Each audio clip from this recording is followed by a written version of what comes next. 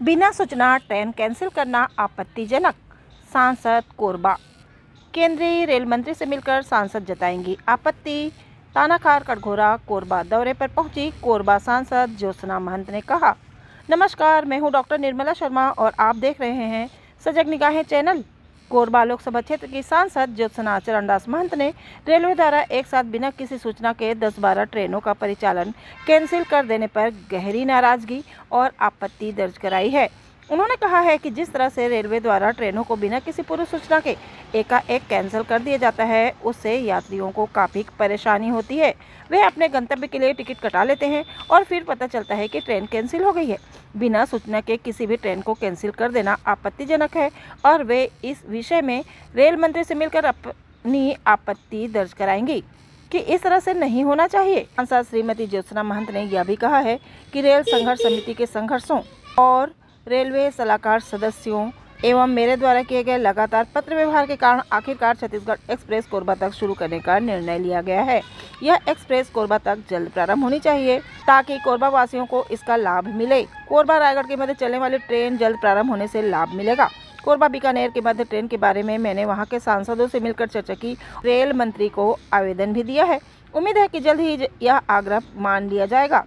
यात्री ट्रेनों की लेट लतीफ के संबंध में भी मैंने रेल मंत्री से बात कर रखी है कि कोयला लदान वाले गाड़ियों को तो जाने दिया जाता है, किंतु यात्रियों को परेशानी होती है। इस विषय में मैं चाहकर भी कुछ नहीं कर पा रही हूँ, जिसका मुझे दुख भी रहता है, लेकिन मेरा प्रयास लगातार जारी रहेगा कि कोरबा की जनता को लाभ मिले। कोरबा सांसद ज्योत्सना महंत, कोरबा जिले के कोरबा विधानसभा पूर्व राजस्व मंत्री जयसिंह अग्रवाल, तानाखर विधानसभा के कांग्रेस प्रत्याशी श्रीमती दुलेश्वरी सिदार, कटघोरा के पूर्व विधायक बोधराम कंवर व पुरुषोत्तम कंवर सहित कांग्रेस जनों से मुलाकात की।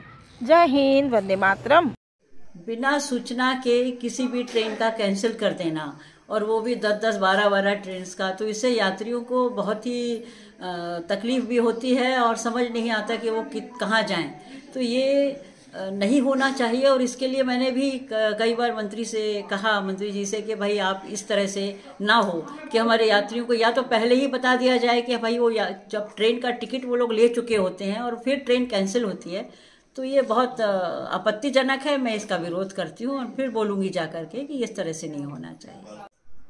छत्तीसगढ़ एक्सप्रेस का मैंने भी बहुत प्रयास किया था और यहाँ के जो रेल संघर्ष की जो समितियाँ हैं और जो संगठन है, उन्होंने भी मुझसे बहुत कुछ कहा था और उन्होंने के प्रयास के कारण ये तो पूरा हो चुका है कि अब कोरबा तक आएगी, लेकिन ये शुरू हो जाए जल्दी। इसका मैं चाहूँगी कि जल्द से जल्द शुरू हो और कोरबा वासियों को इसका लाभ मिले। कोरबा रायगढ़ ट्रेन से भी जो चलने वाली है और मैं उसमें प्रयासरत भी हूँ, तो उससे भी इनको लाभ मिलेगा। कोरबा बीकानेर ट्रेन के बारे में तो मैंने पहले ही बहुत कुछ कहा था। वहाँ के सांसदों से मिलकर मैंने रेल मंत्री से कई बार इसका आवेदन भी दिया था और जहाँ तक है कि ये आग्रह जो किया था उसको वो लोग मानेंगे भी और जल्द से जल्द चलेगी।